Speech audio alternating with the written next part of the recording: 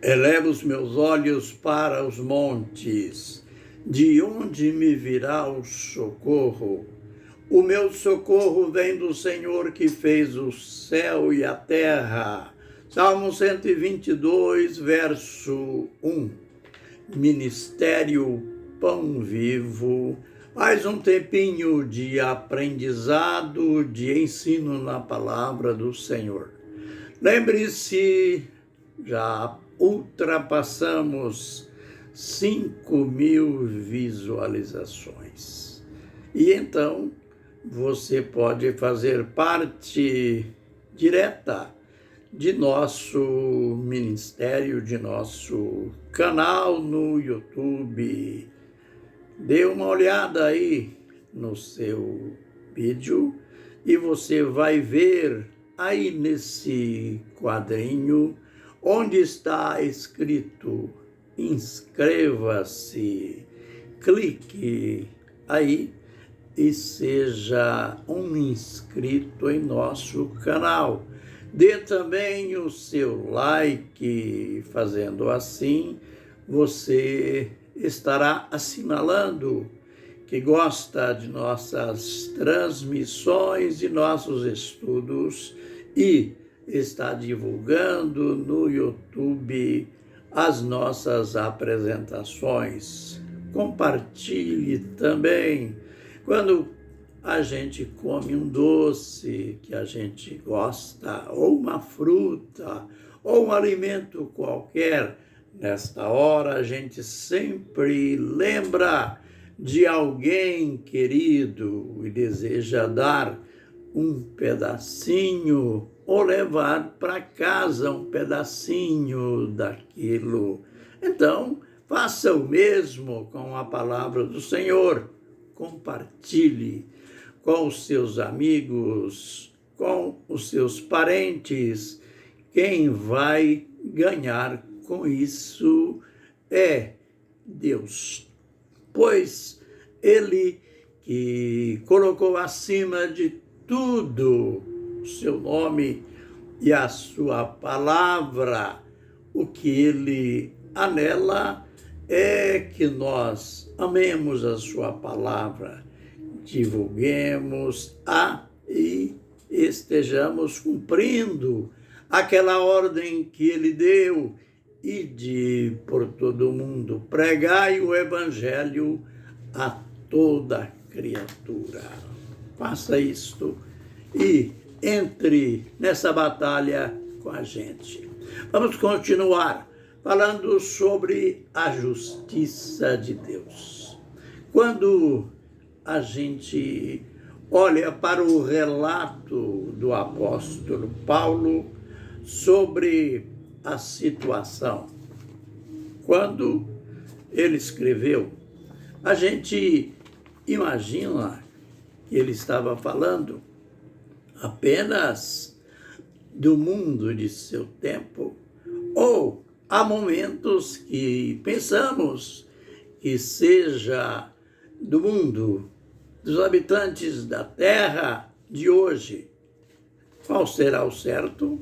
Olha, na verdade ele estava falando com os homens de todos os tempos.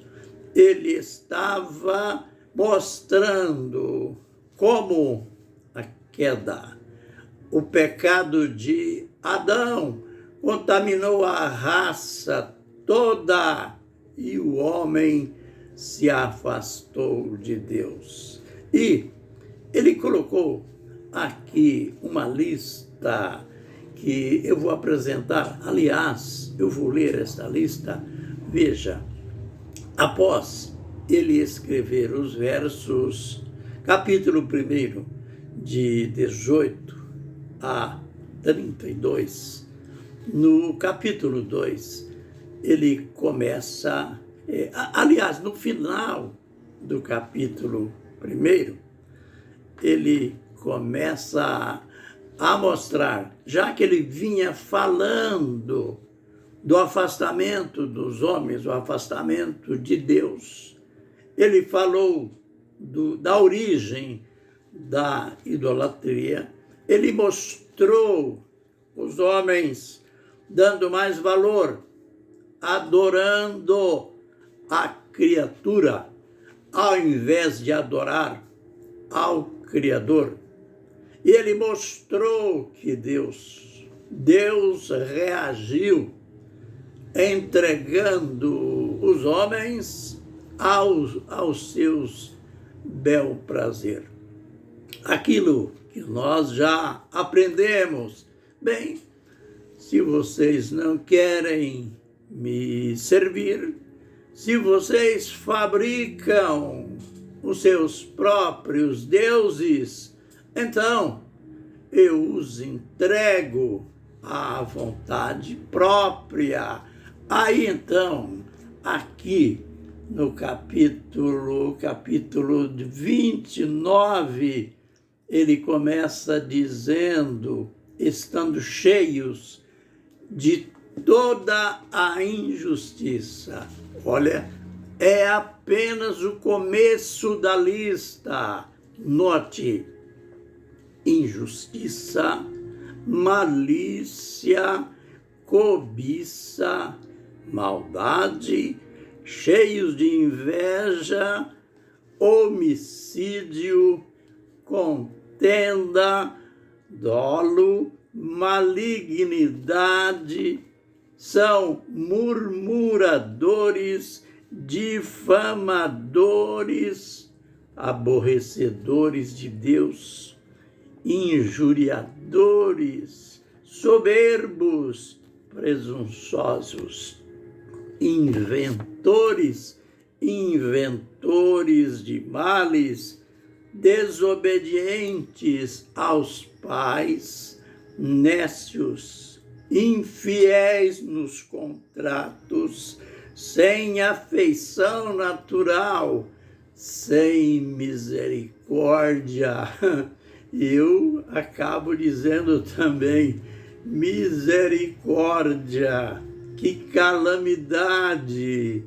Sabem, aqui são 21 pecados, 21 atitude perversa, errônea em relação ao mundo, o mundo de sempre, o homem de sempre, o homem do passado remoto, o homem dos dias apostólicos e o homem, é melhor dizer no plural, né? Os homens dos dias de hoje. Bem, é claro que dentro de uma análise verdadeira, nós iremos ver que, em se tratando do homem de hoje, do mundo de hoje, a perversidade é muito maior, pois lá em 1 Timóteo, capítulo 3, Paulo ali lhe profetizou. Ele disse que nos últimos dias os homens seriam, ele começa dizendo, os homens seriam. E aí então ele tem outra lista, uma lista semelhante a esta aqui. Mas a gente faz uma pergunta: que interesse tinha Paulo em apresentar esta lista, em deixar a gente até envergonhado da nossa ruindade, da nossa perversidade, ou com vergonha da nossa raça caída? A gente vai ver a finalidade em versos posteriores.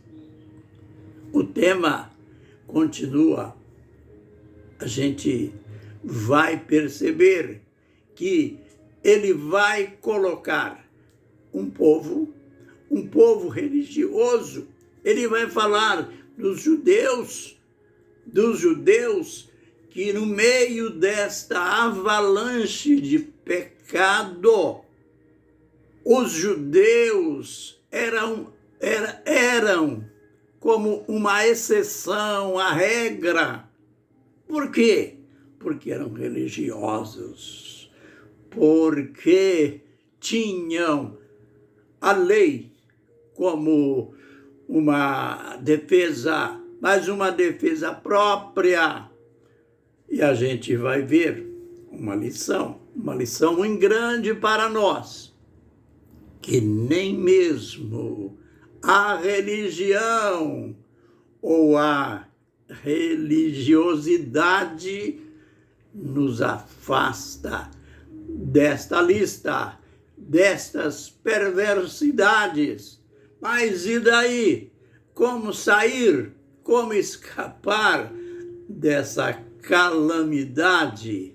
É isso que a gente vai aprender, que ele mostra a saída, e é uma saída sem confusão, é uma saída corretíssima. Olha, está me dando ansiedade. Eu já vou até dizer que saída é esta: Jesus Cristo, que ele disse, sendo justificados gratuitamente, mediante o quê?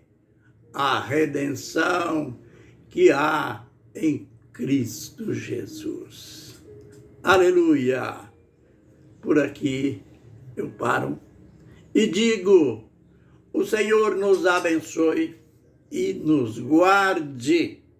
O Senhor nos dê espírito de humildade, não espírito de religiosidade. Quem dá espírito de religiosidade é o diabo. A gente pede nesta manhã espírito de humildade para reconhecer que nós também somos culpados.